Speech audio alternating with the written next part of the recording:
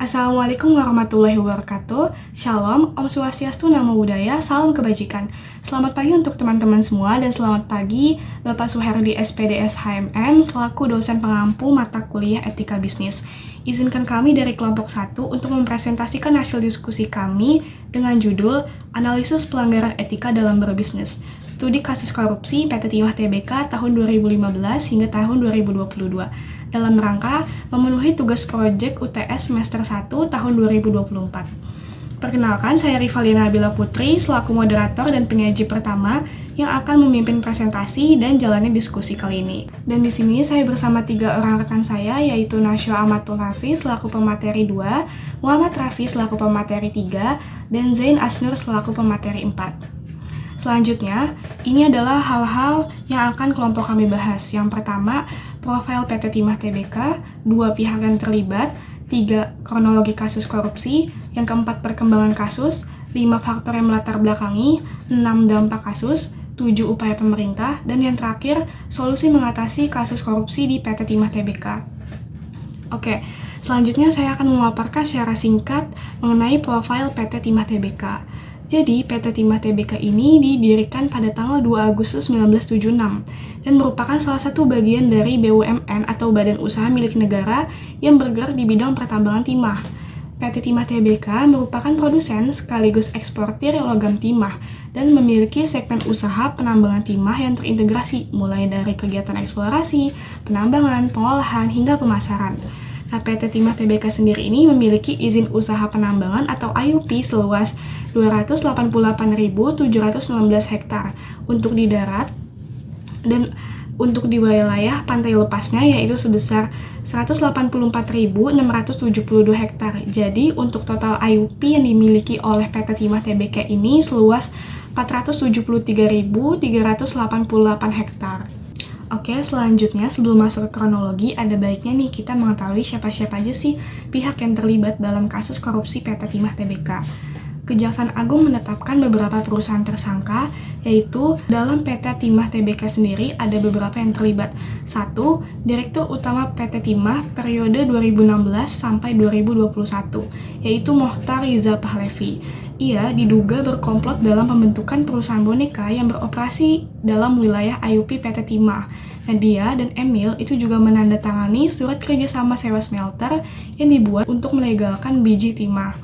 Yang kedua, Direktur Keuangan PT Timah periode 2017 sampai 2018, yaitu Emil Ermindra. Nah, Emil juga terlibat dalam pembentukan perusahaan boneka dan pembuatan kontrak dengan para pengusaha smelter. Dia juga menandatangani SPK atau surat perintah kerja yang dipegang oleh pengusaha smelter. Yang ketiga, Direktur Operasi Produksi PT Timah periode 2017 sampai 2021 yaitu Alwin Albar. Jadi Alwin bersama dengan Mohtar dan Emil itu menyadari bahwa pasokan biji timah yang ada di wilayah PT Timah Tbk ini lebih sedikit dibandingkan perusahaan smelter swasta lainnya karena adanya penambangan liar yang dilakukan dalam wilayah IUP PT Timah Tbk. Nah, mereka ini bukannya melaporkan, malah bekerja sama untuk membuat dokumen dengan para pengusaha smelter ilegal. Selanjutnya ada PT Refine Bangkatin. Oh ya, alasan 2 perusahaan ini bisa terkait itu karena dalam menjalankan perusahaannya, si PT Timah Tbk ini membutuhkan dukungan operasional. Nah, dalam hal ini, PT Refine Bangkatinlah sebagai pendukungnya.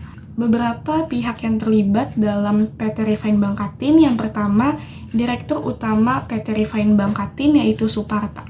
Suparta ini dengan inisiatifnya melakukan pertemuan dengan Mohtar selaku Direktur Utama PT Timah Tbk dan Emil Ermindra selaku Direktur Keuangan. Pertemuan itu untuk merencanakan penampungan timah dari hasil penambang ilegal di wilayah IUP PT Timah Tbk. Yang kedua, ada Direktur Pengembangan Usaha PT RBT yaitu Reza Ardiansyah. Nah, dengan Suparta, Reza juga bertemu dengan Mohtar dan juga Emil untuk membuat perjanjian dalam rencana penampungan timah hasil penambangan ilegal di wilayah IUP PT Timah Tbk. Yang ketiga, ada Harvey Muiz sebagai pengusaha. Jadi, Harvey Muiz ini adalah tangan panjang atau perwakilan yang diutus langsung oleh Suparta selaku Direktur Utama PT RBT.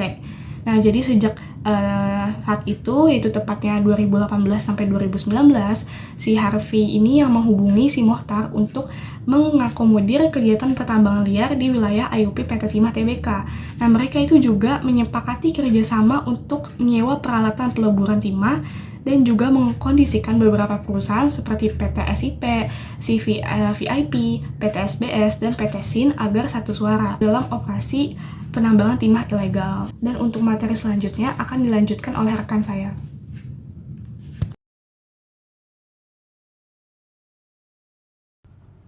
Selanjutnya kita masuk ke kronologi kasus korupsi PT Timah Tbk. Yang pertama itu ada investigasi awal, yaitu Kejaksaan Agung melakukan penyelidikan.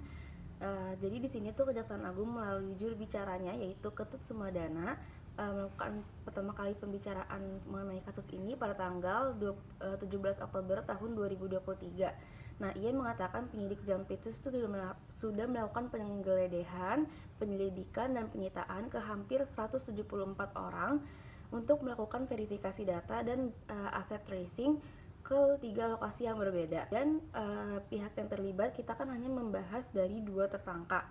Nah, pada aslinya Kejaksaan Agung kan hingga 22 tersangka, namun kita emang hanya memfokuskan ke 2 perusahaan tersebut.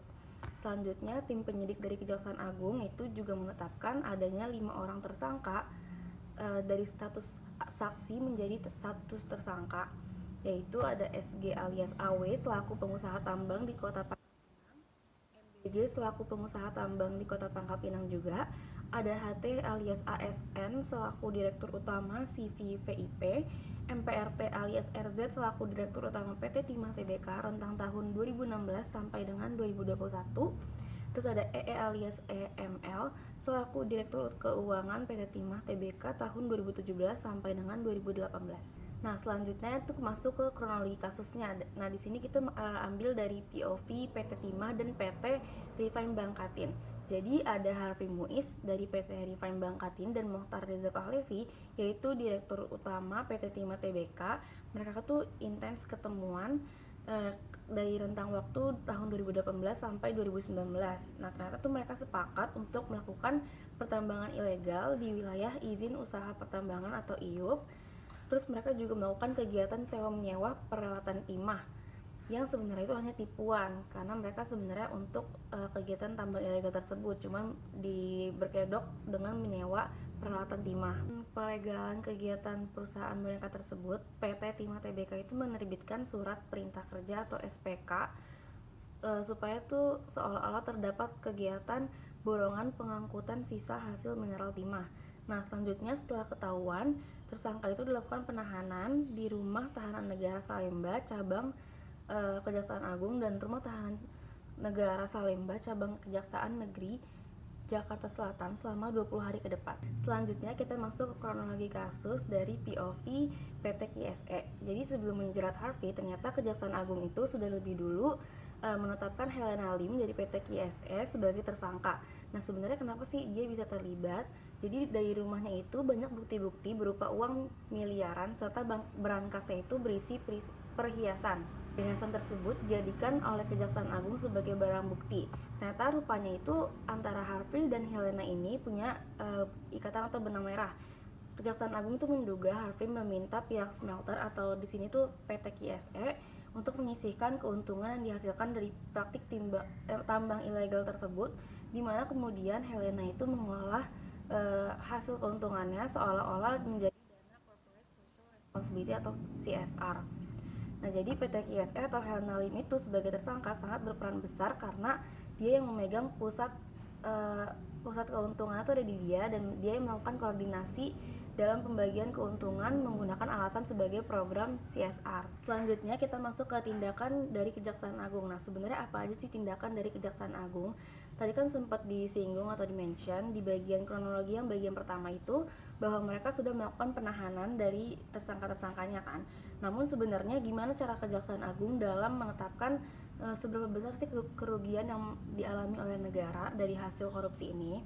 Jadi Kejagung itu atau Kejaksaan Agung pada tanggal 19 Februari 2024 menghadirkan ahli lingkungan dari Institut Pertanian Bogor atau IPB, yaitu Bapak Bambang Heru Saharjo, untuk melakukan perhitungan kerugian yang dialami oleh negara dari dugaan korupsi di kerusakan hutan di Babel. Nah, kerugian ini diperhitungkan merujuk pada dasar Peraturan Menteri Lingkungan Hidup Nomor 7 Tahun 2014 tentang kerugian lingkungan hidup akibat pencemaran dan atau kerusakan lingkungan hidup. Nah, ternyata setelah dihitung-hitung kerugiannya itu mencapai total sampai 271 triliun. Nanti akan dirincikan oleh kelompok kami dari mana total dana tersebut. 271 triliun itu rinciannya seperti apa nanti akan dilanjutkan lagi. Nah, sekarang kita masuk ke perkembangan kasusnya dulu. Perkembangan kasus dari kasus korupsi PT Timah Tbk. Jadi yang pertama itu ada tersangka baru dan persidangannya kayak gimana sih? Nah, jadi ada Robert Bonosusatya atau RBS yang merupakan salah satu orang yang diduga kuat oleh MAKI. Nah, MAKI ini adalah masyarakat anti korupsi. Jadi mereka tuh menduga adanya tersangka baru dari kasus korupsi ini. Terus pemeriksaan Robert itu dilakukan karena penyidik menyebut Harvey Muiz sebagai perpanjangan tangan dari PT Refine Bank Atin, dan Robert ini atau RBS diduga menjadi penerima manfaat yang paling besar. Jadi setelah dipanggil 2 kali oleh kejaksaan, status RBS ternyata masih menjadi saksi. Nah, hingga saat ini terdapat 22 tersangka dalam kasus Timah. Total 12 tersangkanya itu sudah dilimpahkan ke jaksa penuntut umum dan sudah disidangkan. Namun masih banyak nih tersangka-tersangka yang belum dilimpahkan. Adapun tersangka yang belum dilimpahkan yaitu ada Alwin, Suranto, Rusbani, Amir Syahbana, dan Bambang. Dari klaster swastanya itu yang masih di tahap penyidikan ada Helena, Harvey, Henry, dan Fendi. Penyidikan kasus ini itu masih terus akan didalami oleh penyidik. Namun penyidik tidak akan lama-lama lagi untuk para tersangka karena dibatasi juga oleh jangka waktu penahanan. Selanjutnya ini ada perkembangan kasus dari segi barang buktinya. Jadi kita bagi menjadi 2 bagian. Yang pertama itu ada dari PT SIP, CV VIP, dan PT SBS. Nah, di sini ada Amir Syahbana yang terbukti menerima hingga 325 miliar. Terus ada Suparta dari Direktur Utama PT RBT mendapat 4,5 triliun. Terus ada Tamron alias AON melalui CV VIP sebesar 3,6 triliun. Ada Robert Indarto melalui PT SBS sebesar 1,9 triliun.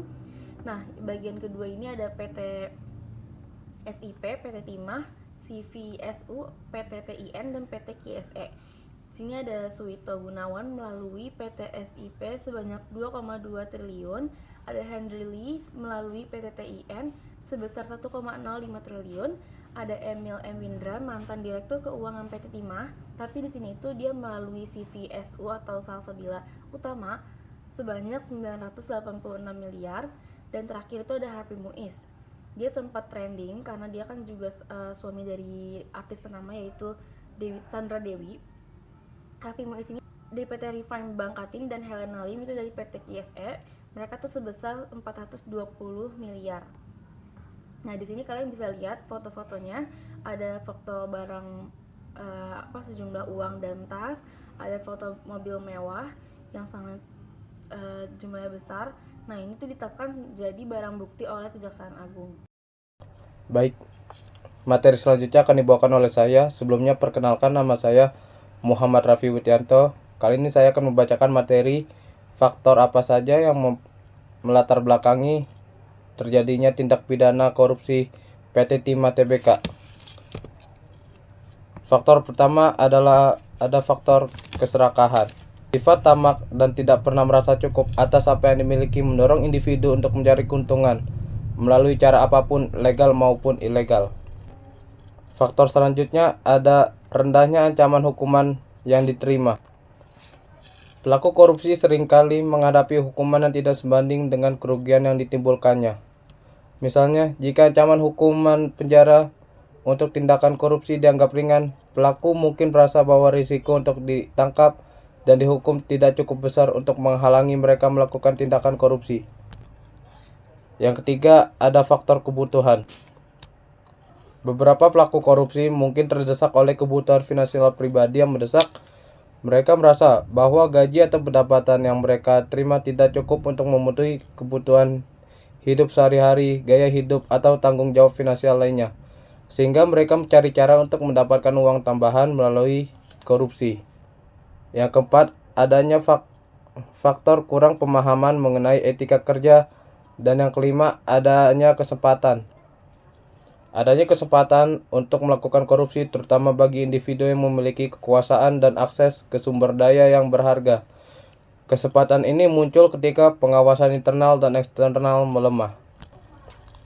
Dan ini ada beberapa dampak yang dihasilkan dari kasus PT Timah. Yang pertama, ada dampak hukum. Semakin melemahnya sistem akuntabilitas dan transparansi yang mempengaruhi citra perusahaan. Dasar hukum Undang-Undang Nomor 19 Tahun 2003 tentang BUMN, prinsip Good Corporate Governance.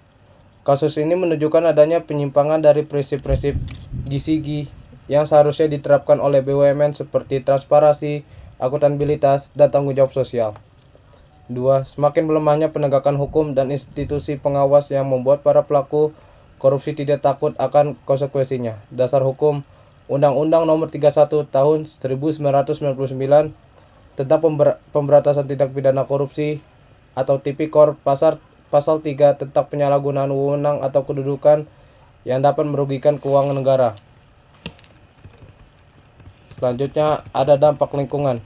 Luas galian yang memiliki IUP atau izin usaha tambang hanya sekitar 288.716 hektar. Sementara itu luas galian yang tidak memiliki izin mencapai 81.462.000 hektar. Kerusakan lingkungan tersebut berdasarkan total luas galian PT Timah Tbk ini di Bangka Belitung yang mencapai 170.363.000 hektar, baik di kawasan hutan dan non-kawasan hutan. Menurut Kepala Pusat Penerangan Hukum, kerugian 300 triliun tersebut terdiri dari kerugian atas kerjasama PT Timah Tbk dengan smelter swasta sebesar 285 triliun, kerugian atas pembayaran biji timah kepada mitra PT Timah Tbk sebesar 26,649 triliun, kerugian lingkungan sebesar 271 triliun. Dan ada juga kerugian kawasan hutan. Kerugian lingkungan ekologisnya sebesar 157 triliun, ekonomi lingkungannya sekitar 60 triliun, pemulihannya itu sekitar 5 triliun, dan total untuk kawasan hutan adalah 223 triliun. Adapun kerugian yang dialami di kawasan non-hutan, adanya kerugian ekologisnya sebesar 25.000 triliun, kerugian ekonomi lingkungannya sekitar 15 triliun, biaya pemulihan lingkungan 6 triliun, dan total untuk non-kawasan hutan adalah 47 triliun.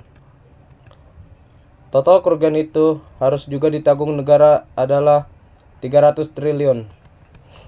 Dan selanjutnya ada dampak ekonomi. Penurunan pendapatan, tindak korupsi seperti penyalahgunaan wewenang, penggelapan aset atau penjualan ilegal produk. Yang kedua ada peningkatan biaya operasional. Biaya operasional perusahaan membengkak akibat pembayaran suap dan gratifikasi dan lain-lainnya. Ketiga, penurunan nilai saham. Kasus korupsi dapat merusak reputasi perusahaan di mata investor. 4. Biaya hukum. Perusahaan harus menanggung hukum yang besar untuk menghadapi proses hukum yang panjang dan kompleks. Dan yang terakhir ada dampak sosial. Yang pertama ada ketidakpercayaan terhadap pemerintah. Masyarakat akan merasa bahwa pemerintah gagal melindungi kepentingan mereka dan korupsi telah menjadi hal yang lumrah. 2. Ketimpangan sosial. Keuntungan dari tindakan korupsi biasanya dinikmati oleh segelintir orang, sementara masyarakat luas, terutama masyarakat sekitar area pertambangan, justru menanggung beban. Yang ketiga, konflik sosial. Persaingan untuk mendapatkan sumber daya alam yang terbatas akibat korupsi dapat memicu konflik sosial di antara masyarakat. Keempat, kemiskinan dan pengangguran. Korupsi dapat menghambat pertumbuhan ekonomi dan menciptakan lapangan kerja baru. Dan terakhir, hilangnya keadilan. Masyarakat akan merasa bahwa keadilan tidak ditegakkan jika pelaku korupsi tidak dihukum secara setimpal. Baik, selanjutnya saya Zain Asnur izin menjelaskan penerapan teori etika bisnis apa sih yang berkaitan nih dengan eh, kasus korupsi timah TBK yang sebelumnya sudah dibahas. Yang pertama yaitu teori utilitarianism. Nah, dalam teori ini menekankan pada tindakan yang dapat menghasilkan keuntungan maksimal untuk sebanyak-banyak, kayak dalam hal ini orang atau masyarakat. Nah, dalam kasus korupsi PT Timah TBK itu sudah melanggar gitu. Karena ada beberapa pihak yang seharusnya ini dapat keuntungan maksimal tapi malah dapat kerugian gitu, malah dapat sebaliknya. Jadi dia udah nggak mengikuti teori ini gitu, jadi udah melanggar seperti itu. Yang pertama, kerugian negara karena kerusakan lingkungan senilai 271 triliun. Jadi di sini ada pihak negara yang dirugikan karena kasus korupsi PT Timah TBK. Kemudian ada kerugian masyarakat karena merasakan lingkungan dan air yang tercemar sehingga dapat menimbulkan penyakit. Nah, jadi ada pihak masyarakat yang dirugikan karena airnya tercemar gitu. Kemudian selanjutnya ada kerugian perusahaan karena mendapat citra negatif dari masyarakat bahkan negara serta terancam akan dibukukan. Nah, berarti karena ada pihak-pihak yang melakukan tindakan korupsi ini itu merugikan perusahaan. Jadi imbasnya ke perusahaan juga. Jadi perusahaan itu namanya jadi tercemar di masyarakat dan negara bahkan sampai terancam dibukukan gitu. Selanjutnya ada teori deontologi. Nah, di teori deontologi ini menekankan pada kewajiban berlaku moral sebagai dasar dari tindakan yang baik. Nah, prinsip dari teori ini ada 3, yaitu kewajiban moral, kemauan baik, dan hukum moral. Yang pertama, statement yang pertama nih yang sudah dilanggar gitu, yang tidak sesuai, yang tidak selaras lagi dengan teori deontologi dalam kasus korupsi PT Timah TBK, yaitu hilangnya kewajiban moral sebagai pimpinan perusahaan dalam melakukan tindakan positif yang dampaknya dirasakan oleh perusahaan.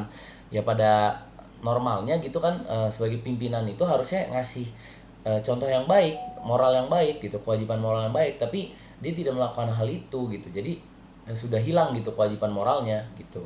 Kemudian ada statement kedua, yaitu hilangnya kemauan baik sebagai pimpinan perusahaan karena melakukan tindakan kriminal. Jelas-jelas dia sudah melakukan tindakan kriminal, berarti dia sebagai pimpinan itu udah nggak ada kemauan baik gitu loh, udah nggak ada niat baik lagi karena dia ada niat buruk gitu, ada melakukan tindakan kriminal itu gitu.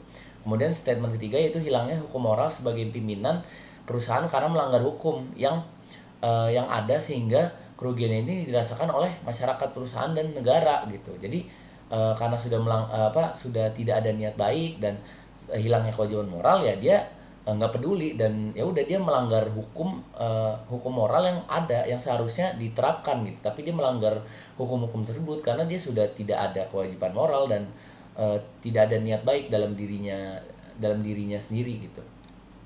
Kemudian ada teori hak asasi manusia. Teori ini menekankan hak-hak dasar yang melekat pada tiap individu. Nah, di dalam statement korupsi besar-besaran dengan total nilai kurang lebih 270 triliun ini tentunya menimbulkan kerugian bagi negara dan masyarakat. Dana besar tersebut seharusnya sudah menjadi hak-hak bagi masyarakat untuk dinikmati. Jadi karena ada kerugian, jadi harusnya tuh yang harusnya ada hak-hak yang diterima oleh masyarakat dan orang banyak itu jadi nggak ada, hak-haknya itu jadi keambil gitu, jadi hilang. Itu yang pertama, pembangunan infrastruktur, kedua pelayanan publik, yang ketiga kesejahteraan masyarakat. Jadi dari tiga poin-poin ini tuh hak-haknya ini diambil dan hilang gitu karena ada kerugian dari kasus korupsi PT Timah TBK gitu. Kemudian ada teori etika keadilan.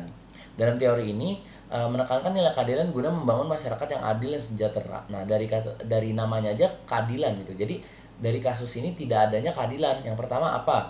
Pohon ditebang dan ekosistem hutan hilang. Yang kedua, penggunaan bahan kimia.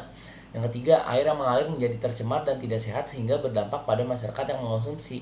Nah, dari 3 statement ini pihak yang melakukan tindakan korupsi itu tidak memikirkan keadilan yang harusnya ditegakkan gitu. Dia nggak peduli karena dia mikirin diri sendiri aja, dia nggak adil gitu. Dia tidak memikirkan keadilan dan mikiran orang banyak gitu. Jadi dia melakukan tindakan penggunaan bahan kimia, terus nanti imbasnya jadi air jadi kotor, masyarakat yang rugi, terus penebangan hutan yang imbasnya itu jadi ekosistemnya rusak dan lain-lain seperti itu. Kemudian apa sih upaya pemerintah yang harus diambil nih atas kasus tindakan korupsi PT Timah Tbk? Yang pertama, penguatan hukum dan institusi. Kejaksaan Agung tidak hanya menuntut hukuman penjara tinggi, tapi juga mereka harus menyita aset-aset ilegal dalam rangka pengembalian kerugian negara dan melibatkan PPATK guna mempermudah aset recovery untuk pemulihan kerugian dari sisi ekologis maupun kerugian ekonomi. Kemudian Komisi 3 yang kedua, penguatan pengawasan. Nah, Komisi 3 DPR RI dapat menggelar rapat kerja dengan Kejaksaan Agung guna membuat proses penegakan hukum dan membentuk panitia khusus pengawasan gabungan antar komisi guna mendalami potensi kasus serupa. Yang ketiga, evaluasi sistem. Pemerintah melakukan evaluasi terhadap sistem tata kelola perusahaan BUMN untuk mencegah terjadinya lagi kasus serupa dan juga memperketat proses perizinan dalam sektor pertambangan untuk mencegah terjadinya penyalahgunaan wewenang yang sudah diberikan. Apa aja sih solusi yang bisa kita berikan pada kasus korupsi ini? Yang pertama, ada connection. Seluruh aparat penegak hukum bersinergi dan berkolaborasi mendukung penanganan dari tindakan pidana korupsi tanpa memandang pengaruh kuasa dari pelaku. Yang kedua, ada negative behavior. Adanya suatu lembaga penegak hukum yang independen dan kuat untuk memberantas sifat negatif para pelaku dengan memperkuat lembaga Komisi Pemberantasan Korupsi atau KPK agar lebih kompeten dan bebas dari tekanan politik. Yang ketiga atau yang terakhir, ada issue of CSR program. Adanya penegakan dan sosialisasi kembali mengenai pentingnya program corporate social responsibility perusahaan dalam bidang pertambangan baik kepada lingkungan dan masyarakat. Dari hasil diskusi ini, beberapa hal yang bisa kelompok kami simpulkan yaitu PT Timah Tbk yang merupakan bagian dari BUMN atau badan usaha milik negara telah melakukan pelanggaran etika bisnis dengan melakukan tindakan korupsi dan pencucian uang yang berbalut pengangkutan kegiatan sewa-menyewa peralatan prosesing peleburan timah yang sudah dilakukan sejak tahun 2015 hingga 2022. Kerugian yang ditanggung oleh negara bukan hanya dari segi finansial, tetapi juga dari segi ekologis, yang nilainya ditaksir mencapai 300 triliun. Kasus korupsi PT Timah Tbk telah melanggar berbagai teori etika seperti teori utilitarianisme, teori deontologi, teori keadilan, teori hak asasi manusia, bahkan melanggar teori etika profesi. Selain itu pula melanggar prinsip good governance. Sekian penyampaian hasil diskusi dari kelompok 1. Karena keterbatasan waktu dan tempat, untuk sesi tanya jawabnya bisa dilakukan lain waktu ya. Harapannya studi kasus yang kami angkat bisa menambah pengetahuan dan dijadikan sebagai pembelajaran. Saya selaku moderator memohon maaf yang sebesar-besarnya jika ada kesalahan dalam kata maupun tindakan. Terima kasih. Wassalamualaikum warahmatullahi wabarakatuh.